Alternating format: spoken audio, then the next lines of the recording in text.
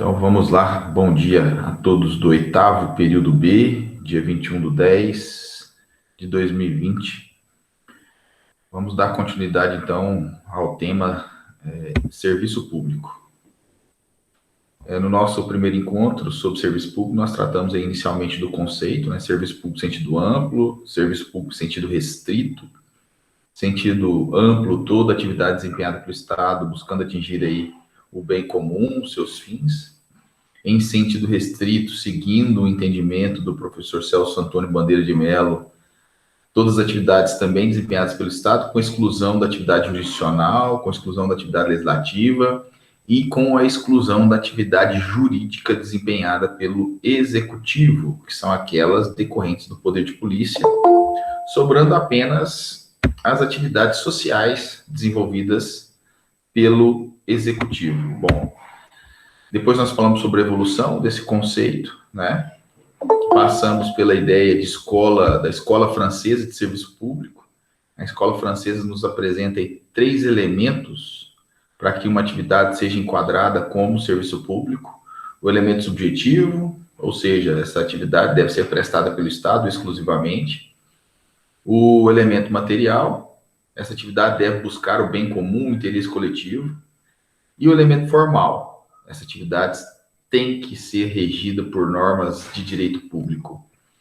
É óbvio que com a evolução do Estado e a mudança de ideologia econômica desse Estado, passando aí para um viés neoliberal, globalizante, esses elementos tiveram que ser adaptados e nós fizemos essa adaptação com a caracterização, não é?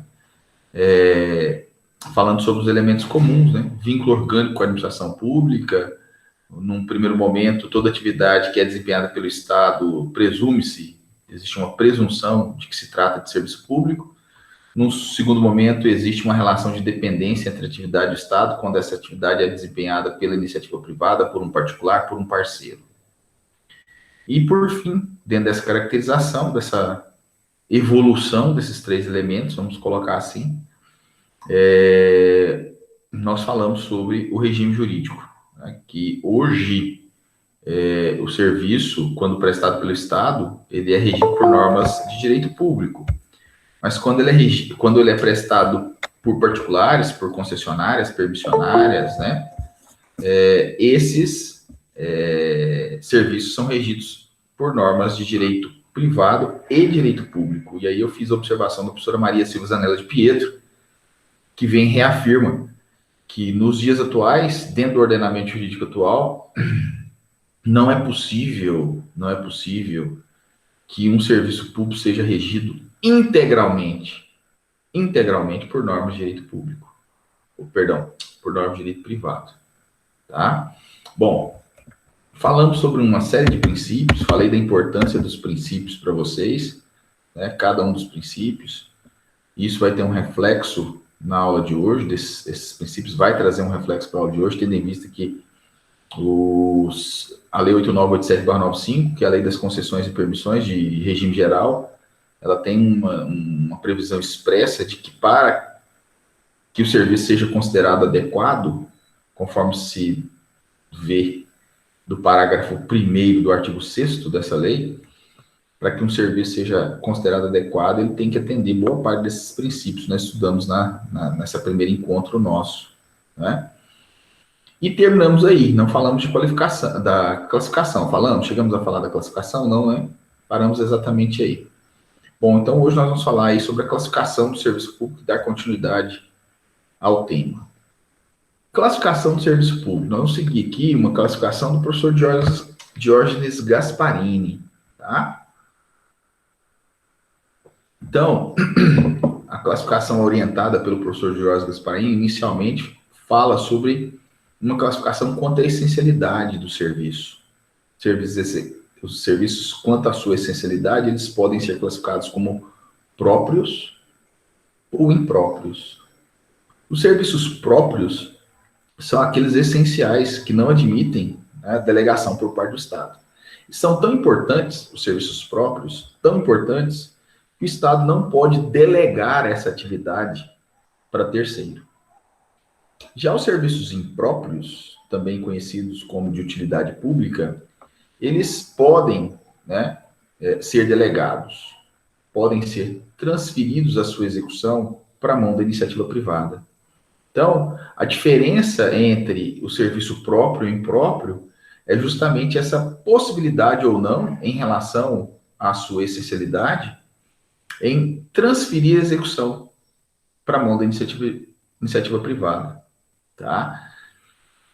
Uma discussão que a gente pode fazer sobre isso aqui é a empresa brasileira de Correios e Telégrafos, que está passando aí por uma discussão sobre privatização. Né?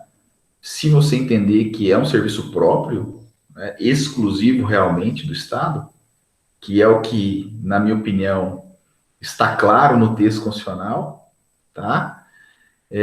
Não se admitiria a delegação, tá certo? Então, até defendo a privatização dos Correios, mas a forma com que ela está sendo realizada, para mim, está errada, tá? Para mim, não pode ser apenas um projeto de lei para privatizar os Correios. Para mim, tem que ser uma emenda à Constituição. Porque quando a gente lê lá no texto constitucional, no artigo 21, é claro que esse serviço é um serviço próprio, e depois a gente vai ver, né, uma outra forma de classificação apresentada pelo professor Eli Lopes Meireles, exclusivo, tá bom? Seguindo nessas classificações do Jorge Gasparini, nós temos uma segunda forma de classificação, que é quanto a objeto, né? Quanto a objeto, o serviço público pode ser classificado como administrativo, comercial ou industrial ou social. Tá? Serviços administrativos são atividades desempenhadas pelo Estado que servem ao próprio Estado. São atividades de estrutura, de organização que atendem ao próprio Estado. Ok? Professor, vamos sair do conceito, me dá um exemplo, né? Simples. Você trabalhando num órgão público, né? O almoxarifado faz a entrega de papéis, de papéis, de insumos, de caneta, de borracha, né? Para o seu departamento, para o seu órgão. Esse material será utilizado no seu órgão, por vocês que trabalham lá, pelos servidores. Isso não tem uma vantagem imediata e direta, o uso, gozo, fruição direto pelo cidadão. Quem vai usar esse material são vocês, do órgão. Então, esse serviço é público, mas é um serviço administrativo, atendendo aos interesses, às necessidades da própria administração pública. Ok? Eu, enquanto cidadão, vou ter um ganho indireto, um gozo indireto desse serviço. Outro exemplo de serviço administrativo são aquelas tarefas, né, que são executadas pelo Estado, mas visando um serviço futuro que será prestado à coletividade. O grande exemplo, tá? Olha só, exemplo, tá? Na semana que vem começa a vacinação. Nós temos uma campanha de vacinação na próxima semana, no final de semana. Essa vacinação, ela nasce do nada? Ela vai acontecer sem uma preparação prévia? Óbvio que não. A vacinação, ela não é um serviço administrativo, mas todo o preparativo que leva à vacinação, quem são os servidores que vão trabalhar, quais são os locais de atendimento para vacinação, qual é o horário de vacinação, quais são as vacinas que serão utilizadas. Tudo isso tem que ser preparado previamente para a realização desse serviço que será prestado à coletividade. Vacinação.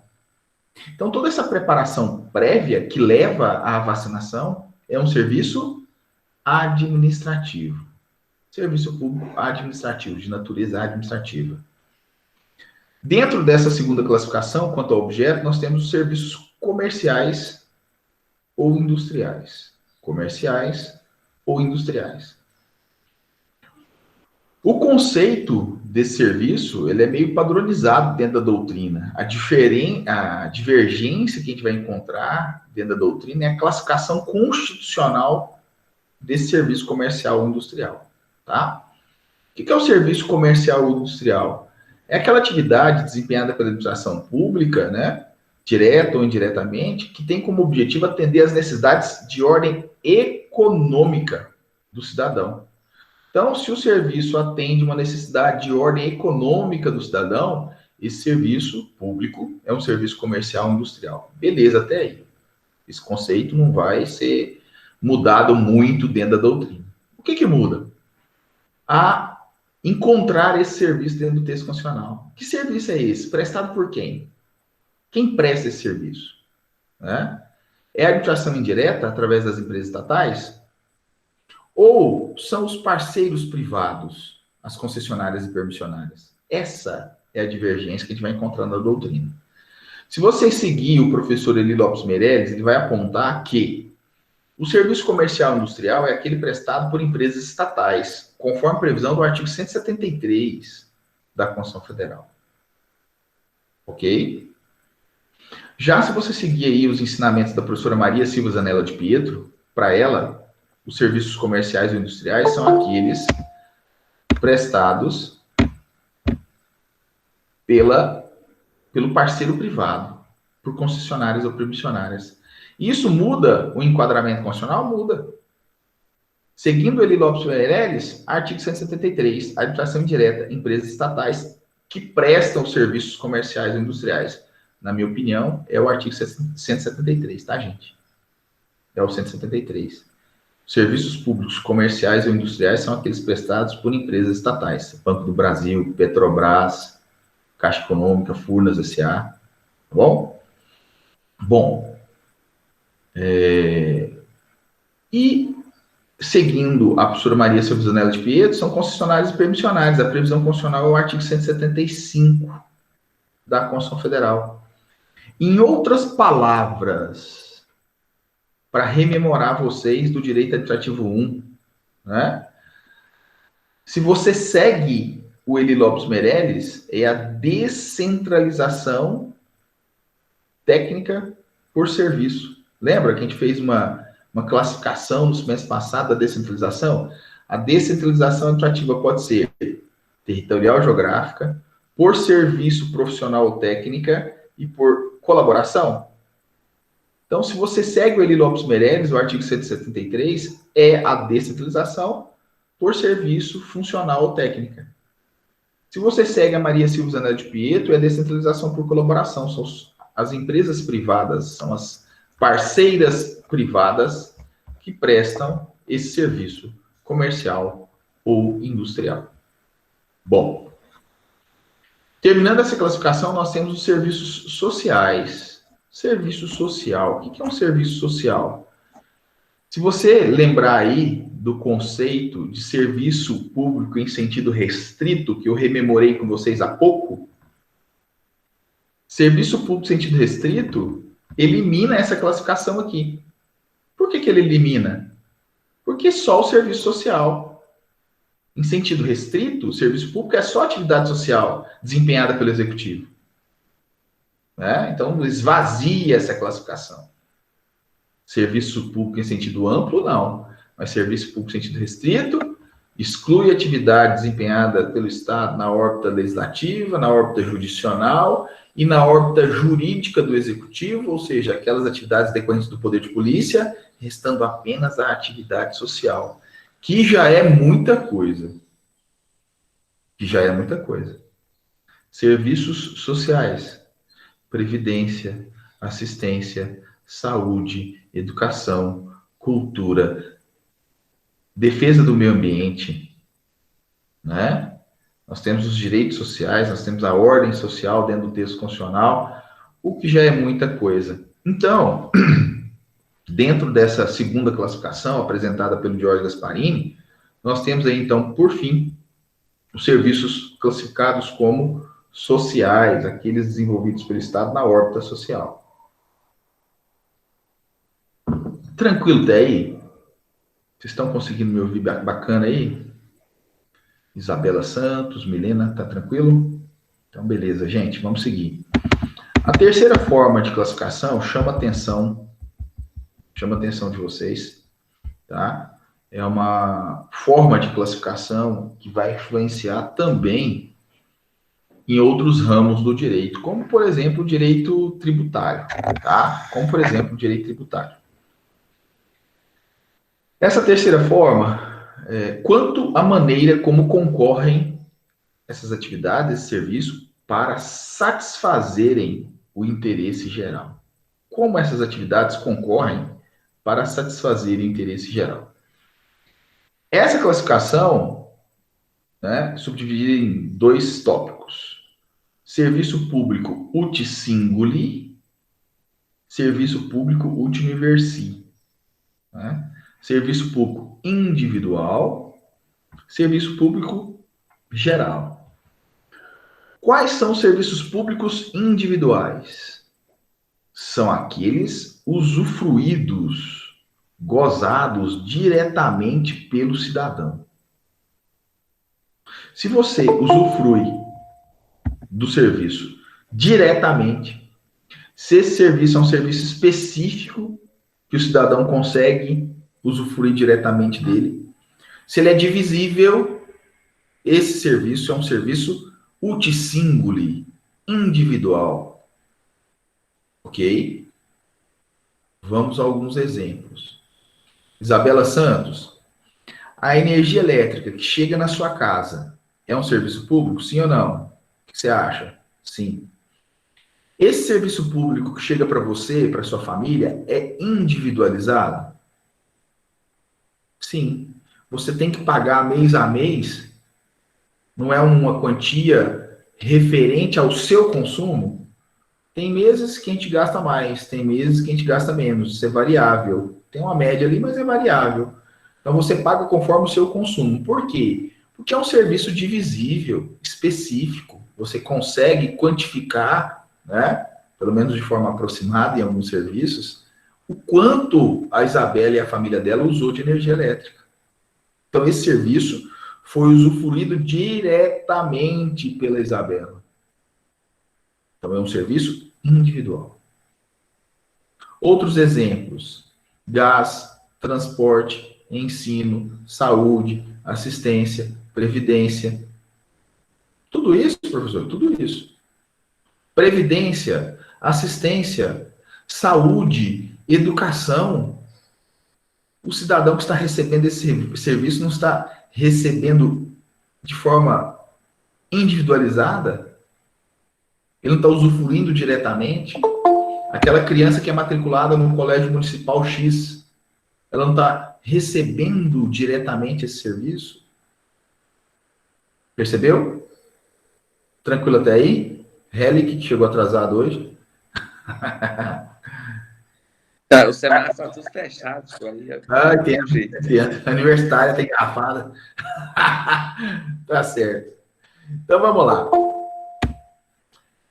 E o Universi? Serviços gerais, né? São aqueles serviços prestados a toda a coletividade, indistintamente. Não tem como dividir. Não é um serviço específico para o Alessandro. Não é um serviço específico para o Relic. É um serviço que toda a coletividade está usufruindo dele. Um grande exemplo, inclusive, do momento, né? Infelizmente. Pesquisa científica visando alcançar a vacina do Covid. A pesquisa, não a vacina, hein? A pesquisa. Tem como o Relic, tem como o Alessandro usufruir diretamente da pesquisa, de uma pesquisa? Não. Mas a pesquisa científica que visa, né, feita por diversas universidades aí, que visa alcançar a vacina, é, de fato, um serviço público? Sim. Mas prestado a toda a coletividade, não é um serviço divisível. Depois que essa vacina sair, ser testada, ser aprovada e começar a vacinação, aí nós temos um outro serviço, que é a de vacinação. Na vacinação, é individual ou geral? Muda. Muda. É individual. Não é, Milena? É individual, muda. Na vacinação, muda. Eu, enquanto cidadão, estou recebendo a vacina, estou gozando diretamente desse serviço. Então, enquanto a pesquisa é geral, a vacinação é individual. Outro exemplo, que é muito lembrado aí, eu acho que Então, talvez o exemplo mais lembrado sobre esse tema é um exemplo, inclusive, que é súmula vinculante, súmula do STF, virou súmula vinculante, que é a questão da iluminação pública. Iluminação pública, né? A iluminação do poste aí na frente da sua casa. Ah, individual ou geral? Tem como saber o quanto o Helic usou de iluminação pública esse mês? E outra, né? O poste de energia, de iluminação que está na frente da casa do Helic. Só ele que usufrui? Ou todos que passam ali? Eu nem sei onde o Helic mora, mas pode ser que eu já passei na porta da casa dele à noite. Usufruir daquele serviço de energia, ó, de iluminação pública? Usufruir. Não é divisível, não é específico, ele é feito, entregue a toda a coletividade. Certo? Bom, por que eu falei que vocês tinham que prestar atenção nessa classificação? Que vai impactar em outros temas, em outros ramos, em especial no direito tributário. Porque quando chegar no semestre que vem, no nono período, vocês vão chegar lá, e começarem a estudar o direito tributário, né, vocês vão aprender que existe várias espécies de tributos, né? Tem uma discussão aí quando eu aplico taxa e quando eu aplico contribuição. E aí, é exatamente isso aqui que você tem que lembrar. Eu não posso cobrar taxa de serviços gerais. Eu só cobro taxa de serviços individuais. Quando se trata de serviços gerais, o que eu posso cobrar, o que o Estado pode cobrar, é contribuição. Beleza? Então, isso vocês vão aprofundar a discussão sobre isso lá no direito tributário. Eu só estou alertando vocês. Quando vocês chegarem lá, o professor certamente vai fazer essa discussão com vocês. Professor Marco, professor Daniel, não sei quem vai ser o responsável pela disciplina, mas ele vai entrar nessa discussão com vocês. Contribuição, quando a lei permite cobrar, é de um serviço geral. Taxa, quando a lei permite cobrar, é de um serviço individual. Bom, isso é importante porque já veio uma pergunta bacana aqui já vi aqui, agora eu chego nela. Isso é importante porque, olha só, iluminação pública. Você paga taxa de iluminação pública, Helic, hoje? Pago. Paga não, Helic. Vai lá no canhotinho, lá que vem para o IPTU, você vai ver que é contribuição. Por quê? Taxa de iluminação pública é inconstitucional. E durante um tempo nós pagamos taxa mesmo. Ah, professor, mudou o tipo, mudou, mas a contribuição também está sendo discutida a sua constitucionalidade no âmbito Supremo. Tá? Mas você paga a contribuição, não taxa. E aí vem uma pergunta bacana aqui, da Isabela Rezende, falando assim, professor, a coleta de lixo, por exemplo, é disponível para toda a população, mas atende individualmente cada um. E, de certa forma, cada um paga a sua contribuição. Fechou, ué. Né? Fechou não. Até eu confundi. Cada um paga a sua contribuição. Como fica? Isabela, é contribuição ou taxa? É contribuição, professor, eu não sei. Por isso que eu perguntei. Exatamente. Nesse caso, o serviço é individualizado. Você está usufruindo diretamente, você está gozando diretamente desse serviço. Logo, é taxa. Taxa de coleta de lixo. Ah, tá. Tá? Entendi. Eu fiquei meio em dúvida porque é um serviço que todos têm acesso. Então, de certa forma, é coletivo, né? Isso aí confunde um pouco. Bacana. Aí, Isabela, você tem que lembrar o seguinte, não é só se é coletivo ou não. É isso, mas também você tem que fazer uma segunda pergunta. Você está usufruindo diretamente desse serviço? No caso da coleta de lixo, lá na porta da sua casa, retirando o lixo lá, todo dia, você está tendo um uso, um gozo direto? Sim. Inclusive, a taxa, ela é cobrada com base numa média de quilos de lixo. Tá? Por família. Ah, sim, não sabia disso não. Obrigada, professor. Tá? E aí vamos continuar na sua pergunta, só levando para um outro exemplo. A coleta de resíduos, né, do esgoto, rede de esgoto, a rede não, o esgoto, a coleta, né? Você paga também, não paga? Junto com Sim, o boleto, da água. junto com a água vem lá, coleta e tratamento de rede de esgoto, que é um serviço individual também, é individualizado. Eu até não concordo, e vou fazer uma brincadeira agora, até não concordo com a forma com que é cobrado o tratamento de esgoto. Tá? Por que eu não concordo? Se você pegar lá, você vai ver que é 80% do que entra de água na sua casa. Você paga 80% do que entra de água. A gente sabe que nem tudo que entra sai. Né, Eric? Então, tá? Prestem atenção. Por mais que eu não concordo, viu? Com a forma com que é cobrado, porque realmente eles não vão conseguir quantificar exatamente o que saiu, né? É uma forma. Por quê? Porque você está usufruindo diretamente desse serviço. Tá bom? Marina, a diferença de taxa e contribuição está em usufruir ou não individualmente do serviço. Não é essa a diferença apenas, tá? Vamos lá. As diferenças desses tributos, vocês vão estudar lá no direito tributário.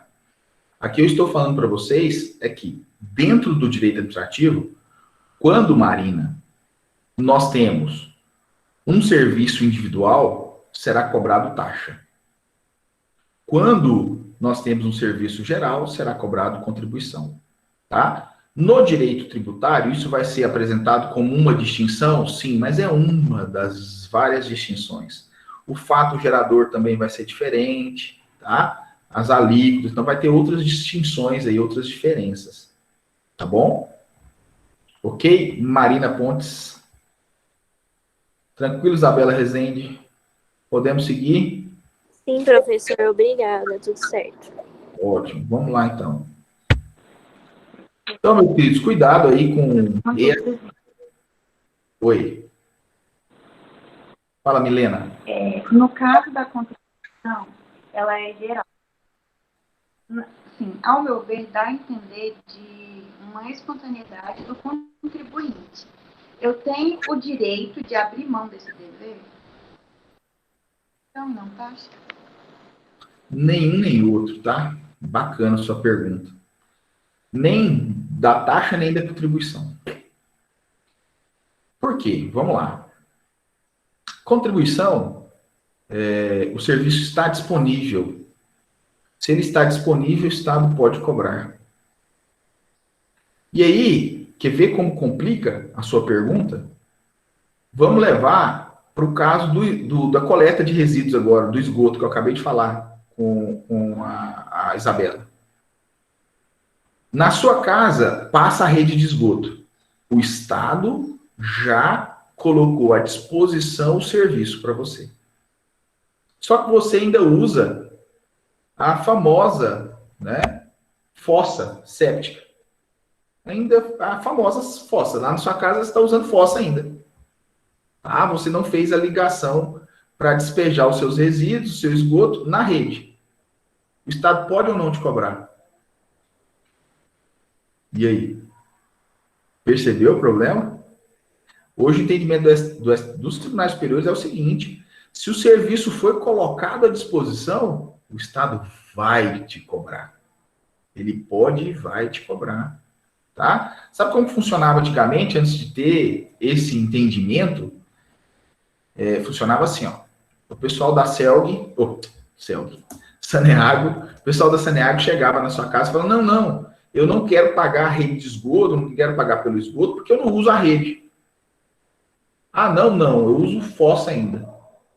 Aí o que eles faziam? Eles pegavam uma pedra de tinta, uma pedra de tinta azul, era tipo uma barra de sabão, e colocavam no tanque da sua casa.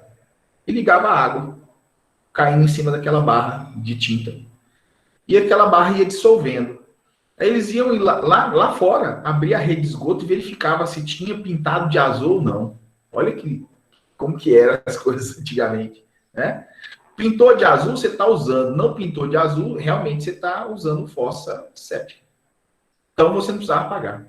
Antes era assim, hoje não. O serviço foi colocado à disposição pelo Estado?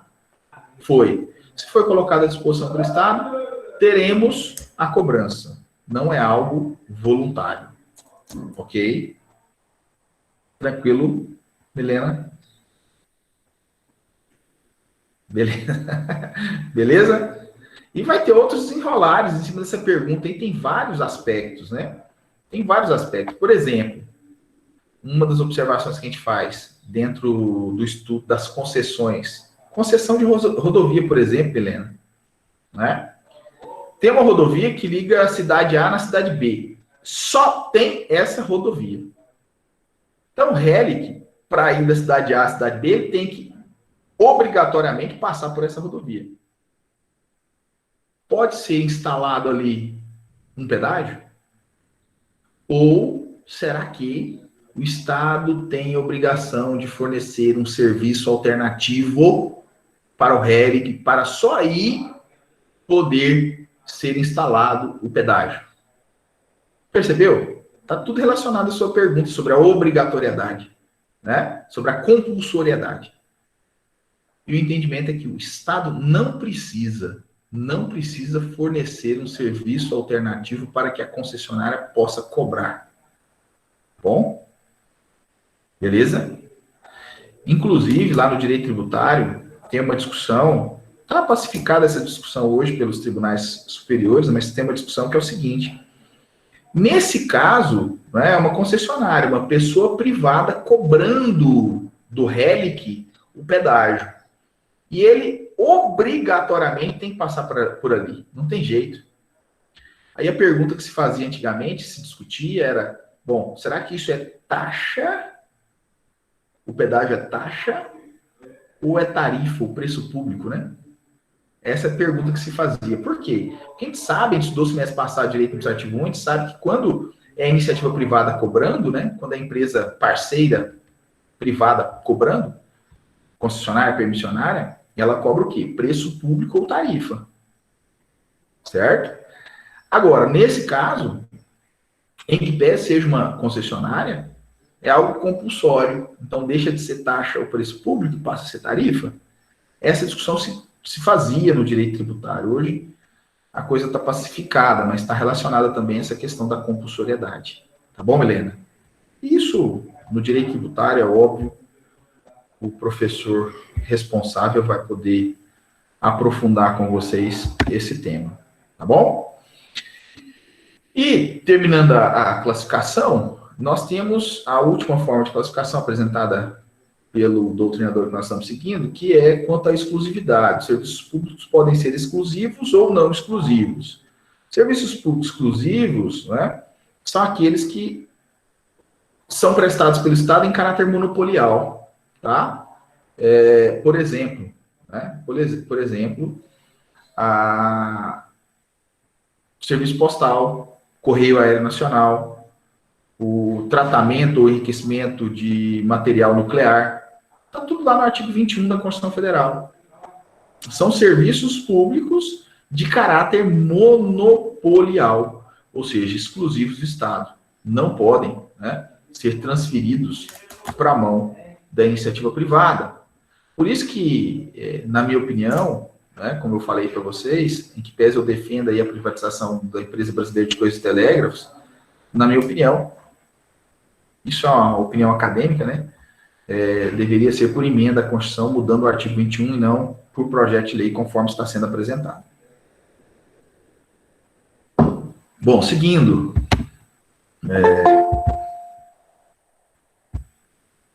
Agora a gente começa a estudar um tema que é a transferência da execução do serviço público para a mão da iniciativa privada. Tá? Nós temos duas correntes doutrinárias. Aqueles que aceitam que para transferir o serviço público para a mão da iniciativa privada, eu posso utilizar 3 ferramentas. E aqueles que entendem que são só 2 ferramentas. Seguindo o professor Eli Lopes Meirelles, pode ser utilizadas 3 ferramentas para transferir a execução do serviço público, ou seja, delegar o serviço público para a mão da iniciativa privada. Quais são essas 3 ferramentas? Concessão, permissão e autorização. Concessão, permissão e autorização.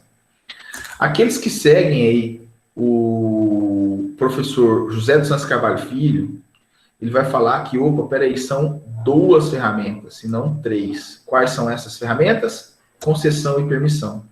Para a doutrina que segue o José dos Santos Carvalho Filho, nós não podemos utilizar a autorização como ferramenta de transferência da execução do serviço público para a iniciativa privada. Por que não podemos? Porque a autorização, conforme a gente vai aprender, é um ato administrativo discricionário e precário.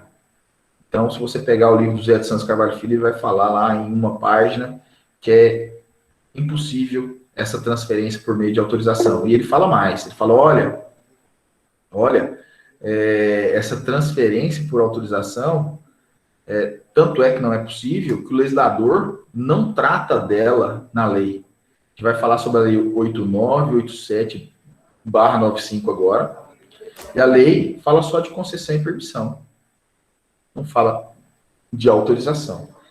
Na minha opinião, até um tempo atrás, realmente o posicionamento do professor José de Santos Carvalho Filho estava certo, tá? E aí, em 2011, 2012, teve um concurso da segurança pública aqui no estado de Goiás e caiu justamente o entendimento do Eli Lopes Meireles. E eu fui estudar um pouco mais sobre isso, né? A banca era, à época, a UEG, tá? O Centro de Seleção da UEG, e a banca escolheu seguir a doutrina do Eli Lopes Meireles. Eu fui estudar um pouco mais sobre isso, e hoje eu entendo que ainda prevalece essa ideia de se permitir a execução de serviços menores, né, serviços não importantes, pela via da autorização. Como, por exemplo, é comum, né, adote uma praça. Quem já ouviu falar sobre adote uma praça? Vem a empresa e adota a praça. Isso é mediante autorização. A empresa vem e adota a praça, ela faz a reforma da praça e coloca ali nos bancos da praça a propaganda da empresa, mediante autorização. A reforma da praça e a manutenção da praça é um serviço público? Sim, feito pela iniciativa privada, mediante autorização.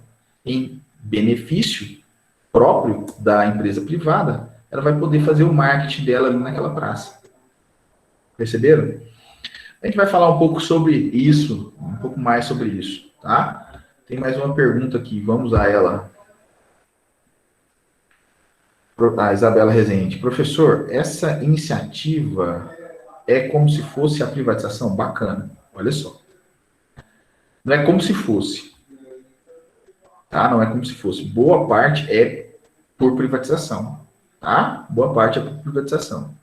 Nós temos dois caminhos aí, vários caminhos, mas os 2 caminhos principais para delegação. Tá? O primeiro caminho e o mais falado, é o da privatização. Privatização, gente, é uma ferramenta de um movimento muito maior. A privatização é uma ferramenta da globalização. Então, é um instituto muito maior. A globalização, o movimento de globalização, cria o modelo de desestatização, modelo desestatizante. Então, nós temos que tirar da mão do Estado e levar para a mão da iniciativa privada. A globalização prega isso, esse modelo de desestatização. E como que eu vou tirar da mão do Estado e levar para a mão da iniciativa privada? Algumas ferramentas. Uma delas, a principal, mais discutida, a privatização. Privatiza-se, ou seja, vende-se uma empresa estatal, uma empresa pública. Essa empresa pública passa para a mão da iniciativa privada. E aí a iniciativa privada, além desse contrato principal de compra e venda, né, de privatização, tem um contrato que, na minha opinião, não é acessório, mas é apresentado pela doutrina como contrato acessório, que é o contrato de concessão do serviço. Então, em parte é pela privatização? Em parte é pela privatização, sim. Agora, existe também essa entrega, essa delegação de serviço para a mão da iniciativa privada, sem ter uma privatização, como, por exemplo, portos, aeroportos, né? Portos, aeroportos, rodovias. A rodovia continua sendo um bem público, mas houve uma licitação e essa licitação deu origem a uma concessão ou uma permissão.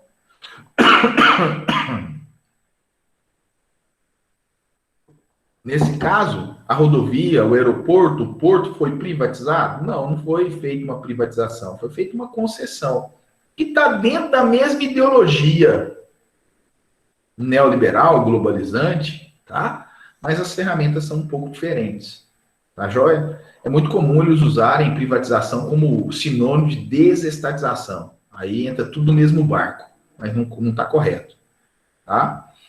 Bom, vamos lá então. Seguindo, nós vamos falar o que então? Sobre concessão, permissão e autorização de serviço público. Inicialmente a gente fala muito sobre concessão, depois a gente faz a distinção entre concessão, permissão e autorização. Eu tenho uma observação inicial aqui, tá? Que não é bacana, que é ruim, é que a lei 8987/95, que é uma lei que está aí extinta a vagar, né? Porque nós temos um projeto já adiantado, que vai substituir a lei 8987/95. Tá? O projeto de lei já está em fase adiantada. Então, logo nós teremos uma nova lei de concessões e permissões. Esse projeto de lei, ele trata não só das concessões gerais, de regime geral, que são reguladas pela lei 8987/95, mas também trata das concessões de regime especial, que são as concessões administrativas e patrocinadas da Lei 11.079/04, que é a lei das parcerias público-privadas. Então, o que nós estamos tendo hoje no Brasil? Uma tentativa de unificação dessas duas leis, tá? Que eu acredito que vai passar. Bom, vamos lá então. Inicialmente, né? Quando o Estado vai transferir para a mão da iniciativa privada esse serviço? Quando ele se mostrar incompetente tecnicamente ou incompetente economicamente para tocar a tarefa.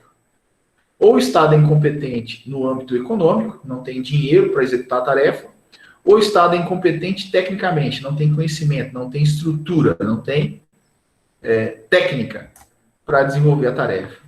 Então, quando ele não tem dinheiro ou quando ele não tem técnica para desenvolver a tarefa, ele faz o quê? Se socorre do seu parceiro privado. É assim que funciona. Tá?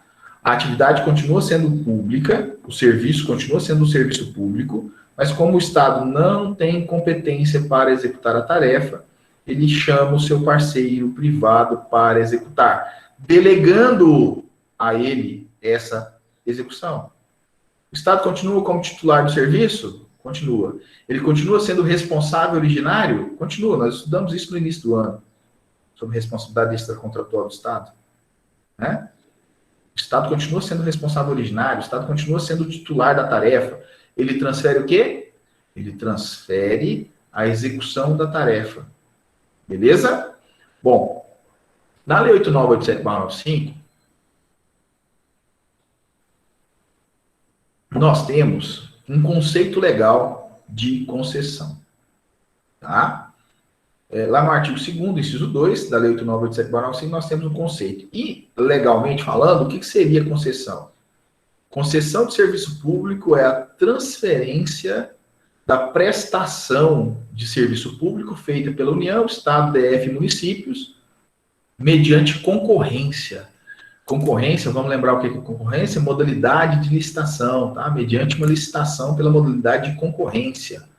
A pessoa jurídica ou consórcio de empresas que demonstra capacidade para seu desempenho por sua conta e risco e por prazo determinado. Por sua conta e risco e por prazo determinado. Então, tem alguns pontos aqui desse conceito que são muito importantes. Primeiro, transferência da prestação do serviço, ou seja, não está se transferindo a titularidade do serviço, como eu disse para vocês. O que está sendo transferido é apenas a execução da tarefa. Outro ponto importante, mediante concorrência. A gente tem que lembrar que essa lei, olha só, 8987 de 1995. Depois dela, nós tivemos a criação de uma modalidade licitatória que hoje é a mais utilizada, criada pela Lei 10.520, que é o pregão, tá? Então, além da concorrência, hoje também é possível o pregão, ser utilizado o pregão, dependendo do caso, tá? Bom, a pessoa jurídica ou consórcio de empresas. Isso aqui, a gente costuma falar que é uma redundância jurídica. Pessoa jurídica ou consórcio de empresas. Por quê? Vamos entender isso. Gente, consórcio de empresas, ele nasce como? Né? É uma relação contratual. É consórcio lá do direito civil. Lembra lá do direito civil? Né? Nós temos a modalidade contratual consórcio. Então aqui, a empresa A se une com a empresa B, criando um consórcio empresarial, uma pessoa, né? um contrato. Esse contrato, ele participa da licitação, Isabela. Esse contrato participa da licitação. Se esse contrato for vencedor da licitação, antes de firmar o contrato de concessão, esse contrato consorcial se transmuta, se transforma, tem que se transformar em uma pessoa jurídica autônoma. Então, nós temos a empresa A e a empresa B, né, que firmaram uma relação contratual, um consórcio. Se esse consórcio vencer, nós vamos ter a criação de uma terceira pessoa, a empresa C, que é uma pessoa jurídica de propósito ou finalidade específica. O que é isso? Pessoa jurídica de propósito ou finalidade específica. Essa empresa C nasceu com qual finalidade? Cumprir com a obrigação prevista no contrato de concessão. Acabou a concessão, acabou a empresa? Sim, ela é de finalidade específica. Ok? Ela é de finalidade específica. Então, nós temos a liquidação dessa empresa prestadora desse serviço. Mas por isso que eu falo que é uma redundância jurídica. Hoje, os consórcios de empresas que participam de licitação, antes de firmar o contrato de concessão, são transmutados, são transformados em pessoas jurídicas autônomas. Tá? Mas a gente vai continuar falando. Pessoa jurídica e consórcio de empresas. Essa aula da semana que vem, a gente vai continuar falando. Pessoa jurídica e consórcio de empresa, tá? Esse contrato, que é a natureza jurídica da concessão do contrato, ele é por tempo determinado. Por que ele tem que ser por tempo determinado? Porque quando se trata de um contrato por tempo determinado, traz maior segurança para a concessionária. Traz uma segurança maior. Eu já sei, a concessionária já sabe, que pelo menos durante aquele período de tempo, ela vai ter a possibilidade de recuperar todo o dinheiro investido. Então, a concessão ela tem mais estabilidade, mais segurança do que a permissão, do que a autorização. E isso é um dos pontos que a gente vai colocar para vocês como distinção. Tá? Bom, seguindo. Características. Quais são as características da concessão? Primeiro, há que se haver, né, a vontade, a intenção de um poder público concedente. No conceito, lá do artigo 2º, inciso 2, da Lei 8987/95, fala lá, União, Estado, DF e município. Um dos entes federados tem que ter essa intenção de transferir a execução para a iniciativa privada. Então, primeira característica, há um poder concedente. Uma das partes envolvidas neste contrato de concessão, obrigatoriamente, é o Estado, o poder público concedente. Segundo, que é importante também, quem é a concessionária? Pessoa jurídica ou consórcio de empresas. Por que a gente frisa essa característica?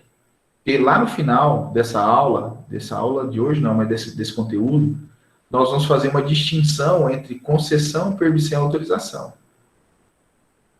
E uma das formas de distinguir concessão, permissão e autorização é justamente as partes envolvidas. De um lado, sempre vai estar o Estado. Na concessão, nós teremos uma pessoa jurídica ou um consórcio de empresas. Na permissão e na autorização, uma pessoa jurídica ou uma pessoa física. Mudou? Mudou. Na concessão, eu não posso ter pessoa física.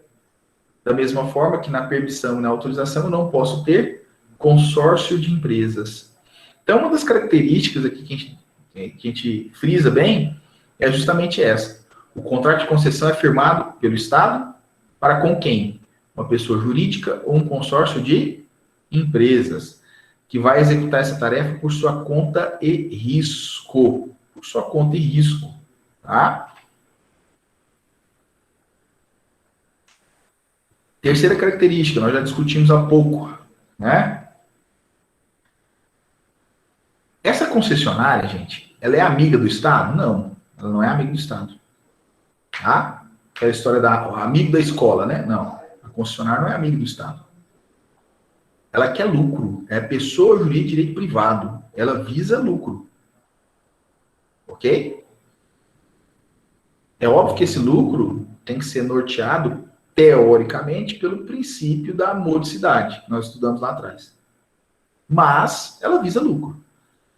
Sendo assim, todo investimento que ela faz no serviço, ela vai recompor esse investimento pela cobrança de tarifa ou preço público. Tá? Em regra, salvo algumas exceções, em regra, quem banca a concessionária, né, quem banca esse serviço é o usuário. Né? A concessionária cobra diretamente do usuário. Vamos lembrar aí? O pedágio, né? O que você paga, né, como tarifa de transporte urbano, a tarifa de energia elétrica que chega na sua casa, tá? Você é o usuário, você está bancando isso. Você que banca, você que paga. Mas por que você tem que pagar? Porque essa empresa, ela visa lucro. Então, todo investimento que ela faz, ela tem que recompor esse investimento.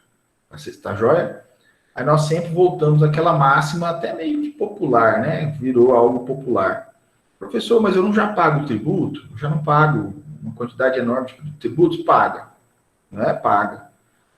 E em todo o estado, em todos os países que esse modelo foi aplicado, sempre, o que ocorre? Conforme o Estado vai transferindo a atividade para a mão da iniciativa privada, ele vai desonerando o contribuinte. Aqui no Brasil, não.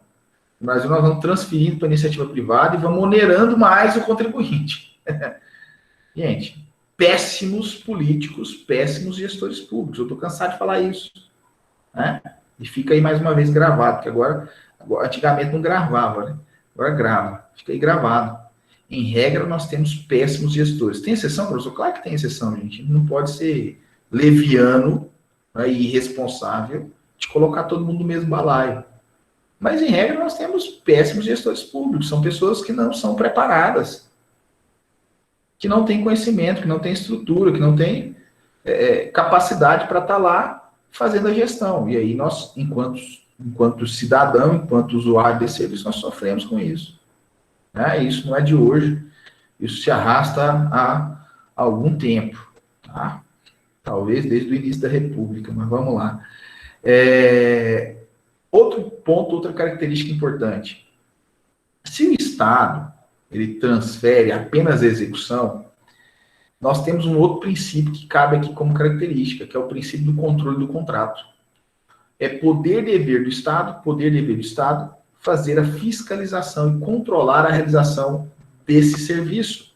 Inclusive, o Estado vai participar diretamente quando se trata de reajuste de tarifa.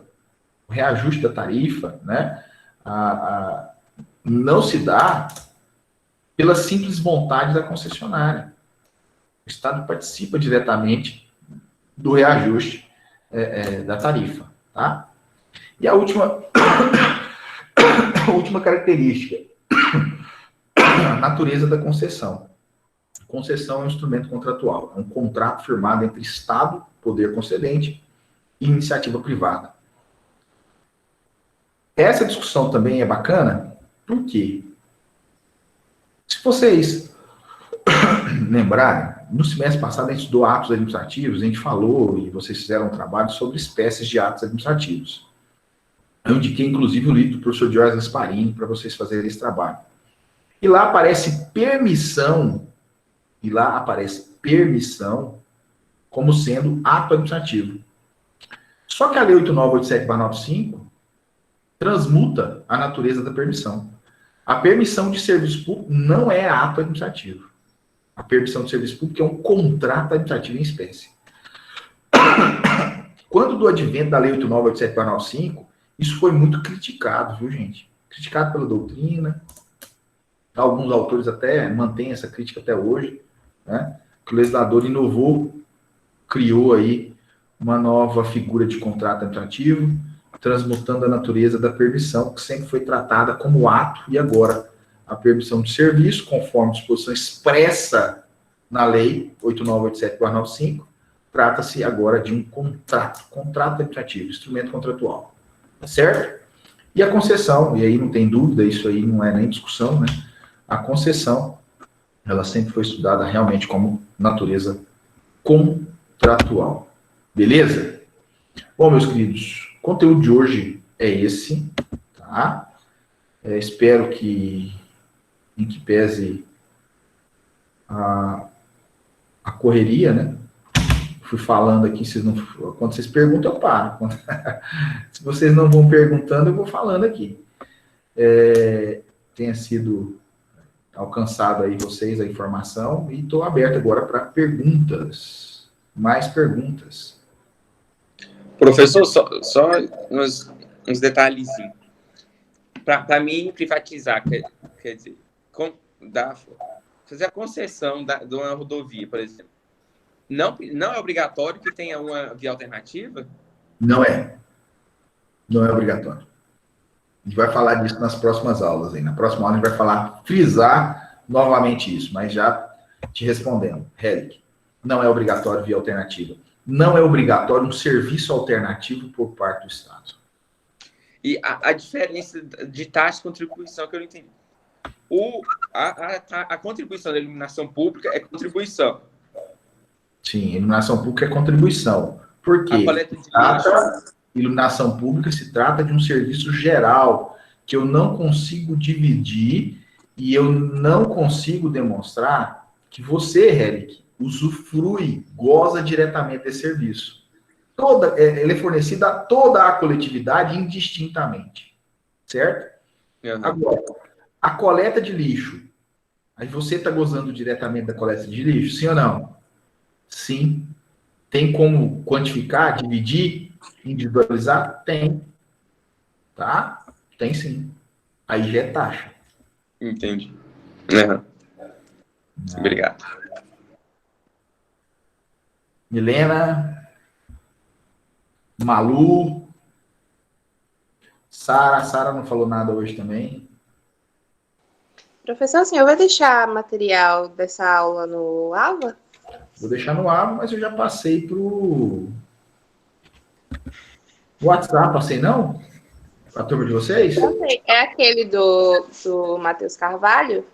Não, não é aquele não. Vou passar agora, peraí. Vamos conversando aqui, já vai passando. Passou, tá no grupo. E pra mim tinha passado já, gente. E eu vou deixar no AVA também. Vou passar aqui e já vou deixar no AVA também. Tá? É o slide no grupo. Vou ver.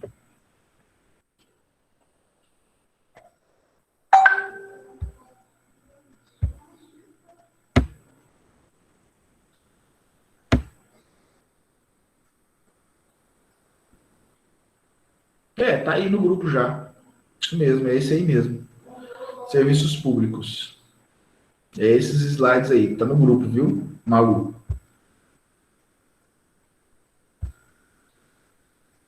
Mas eu vou colocar no AVA também. Para mim estava no AVA já. Vamos lá. Perguntas. Vocês viram que ontem o AVA já começou a ser atualizado, né? Já coloquei lá os objetivos, né? Algumas aulas passadas já começaram a ser incluídas lá também. E até amanhã eu estou incluindo também as atividades pós-aula, tá bom? Vou botar tudo em dia.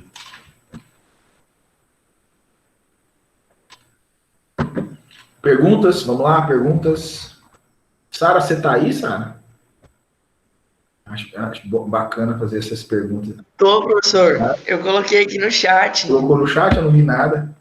Não coloquei pergunta, só falei que eu tô aqui, mas Tá. Como que tá o meu primeiro capítulo, sabe? parado. Parado. Mas vai sair, professor. Vou começar ele hoje. Tem falta. Então tá. Amanda Oliveira tá aí? Tô aqui, professor. Então tá joia. Micaele. Pergunta, Micaele. Estou aqui, professor. Estou Mais aqui. alguma pergunta? Mais alguma pergunta? Vamos lá. Felipe, que entrou agora já no final. Felipe entrou no finalzinho agora já. Sem dúvidas. Beleza, Felipe.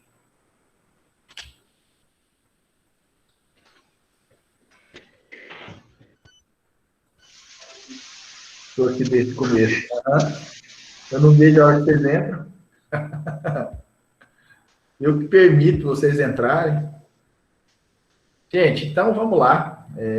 Caso não tenha mais nenhuma pergunta, fiquem todos com Deus. Até semana que vem. Bom resto de semana para vocês.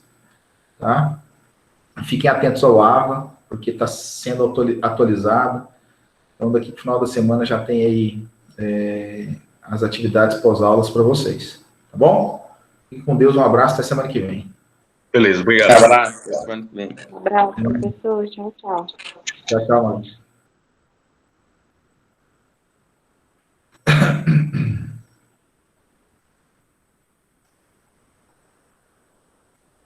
Tchau, Milena.